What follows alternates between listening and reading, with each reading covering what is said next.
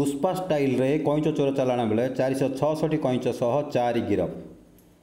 मालकानगिरी जिला कालीमेला ब्लॉक अंतर्गत मोटुवन विभाग द्वारा मंगलवार राति प्राय 8टा समय मिलता सूचना आधार में कईच चोर चालाण संपर्क में तथ्य अनुसार मोटू और आंध्रप्रदेश सीमार पेट्रोलिंग करुले।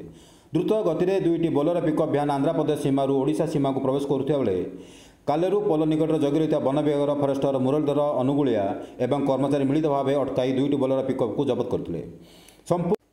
संपूर्ण जांच एवं पचराउचरा पर जाना पाई जे गाड़ीर उपरे सार खत एवं सार तले गुप्त भाव में एक बक्स कर विपुल परिमाण में चोरा भाव कईच चालाण कर मोटू वन विभाग कार्यालय वनांचल अधिकारी रश्मिरंजन स्वाई दुईटी पिकअप एवं 4 अभियुक्त को MB79 कार्यालय को आनी गाड़ी भितर एक कंटेनर पाखापाखि 466 कईच को जबत कर वन विभाग।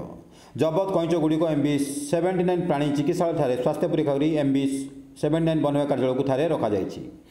समस्त जांच पर 4 अभियुक्त को MB79 कोर्ट चालाण कर सूचना श्री स्वाई देइछंती। पुष्पा चलचित्र जंगल उपर सार थिबा गाड़ी तले नियारा भाव में कईच गुड़ाक आंध्रप्रदेश ओडिशा चालाण कराउथला। आंध्र ठारू ओडिशा कईच खाइबार चाहिदा अधिक थिबारु बेआईन भाव कईच चालाण गतिविधि अधिक देखा जाउछि।